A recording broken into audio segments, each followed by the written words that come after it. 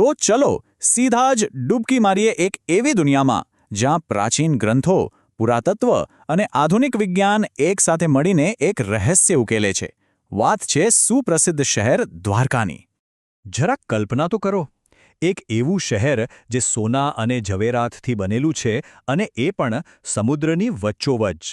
પ્રાચીન ગ્રંથોમાં દ્વારકાનું વર્ણન કંઈક આવું જ છે, જાણે પૃથ્વી પરનું સ્વર્ગ. 9 લાખ! ખરેખર આ આંકડો સાંભળીને જ માથું ફરી જાય નહીં. એવું કહેવાય છે કે દ્વારકામાં 9 લાખથી પણ વધારે ભવ્ય મહેલો હતા. આના પરથી તમે એ શહેર કેટલું વિશાળ અને વૈભવી હશે એનો અંદાજ લગાવી શકો છો. અને આ જ એ મોટો સવાલ છે જેણે ઇતિહાસકારો, પુરાતત્વવિદો અને શ્રદ્ધાળુઓને સદીઓથી મૂંઝવણમાં નાખી દીધા છે.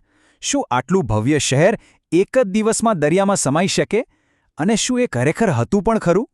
આ જ રહસ્ય આપણે આજે ઉકેલવાના છે. તો ચાલો સૌથી પહેલાં શરૂઆત કરીએ એ મહાકથાથી જેમાં દ્વારકાના સર્જન અને એના વિનાશની આખી વાત છુપાયેલી છે. તો આખી વાત શરૂ થાય છે ભગવાન શ્રી કૃષ્ણથી. મહાભારત અને પુરાણો કહે છે કે તેમને પોતાની પ્રજા માટે એક એવા કિલ્લાની જરૂર હતી જે અભેદ્ય હોય, એટલે એમને સીધા સમુદ્રદેવ પાસે જમીન માંગી. અને દેવીય શિલ્પકાર વિશ્વકર્માએ એક એવા શહેરનું નિર્માણ કર્યું જે પોતાના સમય કરતાં ક્યાંય આગળ હતું. વિચારો, સુઆયોજિત રસ્તા, ભવ્ય મહેલો અને એક ધમધમતું બંદર, બધું જ હતું. પણ કહેવાય છે ને કે જ્યાં સર્જન હોય ત્યાં વિનાશ પણ નક્કી જ હોય છે. દ્વારકાનું ભવિષ્ય 2 શ્રાપથી લખાઈ ચૂક્યું હતું. એક તો કુરુક્ષેત્રના યુદ્ધ પછી ગાંધારીનો ક્રોધ, અને બીજો શ્રીકૃષ્ણના પુત્ર સાંબની એક મજાક જે ઋષિઓના શ્રાપમાં ફેરવાઈ ગઈ. આ બંને ઘટનાઓએ મળીને યદુવંશના અંતની સ્ક્રિપ્ટ તૈયાર કરી દીધી હતી. તો ચાલો હવે આપણે પૌરાણિક કથાઓમાંથી સીધા જ આવી જઈએ 20મી સદીમાં. એ સમયમાં જ્યારે પહેલીવાર એવા સંકેતો મળ્યા કે આ બધી વાતો કદાચ ખાલી વાર્તાઓ નથી, પણ એની પાછળ કોઈક નક્કર હકીકત છુપાયેલી છે. આખી શોધની જે યાત્રા છે ને એ લગભગ એક સદી લાંબી છે. એની શરૂઆત થઈ 1930ના દાયકામાં, જ્યારે કેટલાક પાઇલોટોએ દરિયામાં વિચિત્ર રચનાઓ જોઈ. પછી 1963માં પહેલીવાર પુરાતત્વીય ખોદકામ થયું. પણ અસલી વળાંક આવ્યો 1979માં, જ્યારે ડૉક્ટર S.R. રાવે ભારતની પહેલી મરીન આર્કિયોલોજી યુનિટની સ્થાપના કરી. અને છેક 2024માં જ્યારે વડાપ્રધાને ત્યાં ડૂબકી મારી, ત્યારે આખી દુનિયાનું ધ્યાન આ શોધ પર ગયું. અને આ શોધના કેન્દ્રમાં એક એવું નામ છે જેમને ભૂલી જ ન શકાય, ડૉક્ટર S.R. રાવ. ચાલો હવે આ ઐતિહાસિક તપાસના મુખ્ય ડિટેક્ટિવના કામ પર નજર કરીએ, જેમણે આ રહસ્ય ઉકેલવા માટે પોતાનું જીવન લગાવી દીધું. ડૉક્ટર રાવનો દૃષ્ટિકોણ જ ક્રાંતિકારી હતો. એમના માટે મહાભારત અને પુરાણો જેવી વાતો માત્ર ધર્મની નહોતી. એમને આ ગ્રંથોમાં ઇતિહાસ દેખાતો હતો. એમના જ શબ્દોમાં કહીએ તો આ ધાર્મિક ગ્રંથો નહીં પણ ઐતિહાસિક દસ્તાવેજો હતા. અને આ જ વિચારે એમને દરિયાના ઊંડાણમાં સત્ય શોધવા માટે પ્રેર્યા. તો 1983થી 1992ની વચ્ચે ડૉક્ટર રાવ અને એમની ટીમે જે કર્યું એ ખરેખર અકલ્પનીય હતું. એમણે 12 વખત સમુદ્ર ખૂંદી વળ્યો, અને એમને જે મળ્યું એણે બધાને ચોંકાવી દીધા.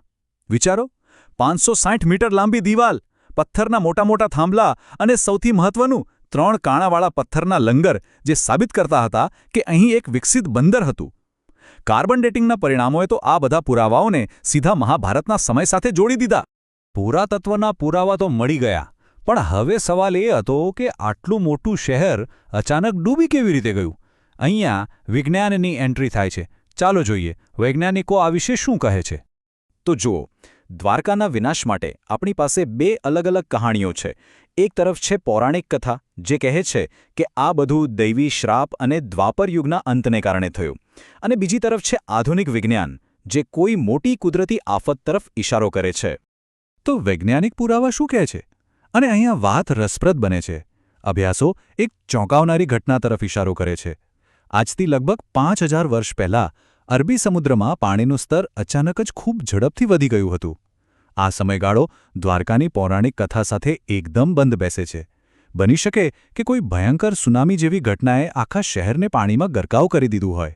અને આ આખી થિયરીને વધુ મજબૂત બનાવે છે પાણીની નીચેથી મળેલી વસ્તુઓનું કાર્બન ડેટિંગ. જુઓ, માટીના વાસણો અને પથ્થરની રચનાઓ મહાભારતના સમયગાળા સાથે બરાબર મેળ ખાય છે. પણ સૌથી મોટો આંચકો તો ત્યારે લાગ્યો જ્યારે એક અવશેષ 9000 વર્ષ જૂનો નીકળ્યો. આનો મતલબ એ છે કે આ જગ્યા કદાચ દ્વારકા કરતાં પણ જૂની, હડપ્પા સંસ્કૃતિ કરતાં પણ પ્રાચીન સભ્યતાનું કેન્દ્ર હોઈ શકે છે. તો આ બધી શોધખોળનું આજના સમયમાં શું મહત્વ છે? આ માત્ર એક ડૂબેલું શહેર નથી, પણ આપણી શ્રદ્ધા, વિજ્ઞાન અને રાષ્ટ્રીય વારસાનું જીવંત પ્રતીક છે. ચાલો હવે એના પર વાત કરીએ. હમણાં જે ભારતના વડાપ્રધાને ત્યાં ડૂબકી લગાવી, એ ખાલી એક ફોટો આપ નહોતો, એ એક પ્રતિકાત્મક ક્ષણ હતી. એ ક્ષણે શ્રદ્ધા, વિજ્ઞાન અને રાષ્ટ્રીય ગૌરવ આ બધું એકસાથે સમુદ્રના ઊંડાણમાં મળ્યું, અને એના કારણે દાયકાઓથી ચાલતી આ શોધ પર આખી દુનિયાની નજર પડી. તો આખી વાતનો સાર એ છે કે આજે આપણી પાસે બે દ્વારકા છે. એક એ દ્વારકા જે જમીન પર છે, જ્યાં મંદિરમાં લાખો ભક્તોની આસ્થા જોડાયેલી છે, અને બીજી એ દ્વારકા જે સમુદ્રના ઊંડાણમાં છુપાયેલી છે, જે ઇતિહાસકારો અને વૈજ્ઞાનિકો માટે એક મોટો ખજાનો છે.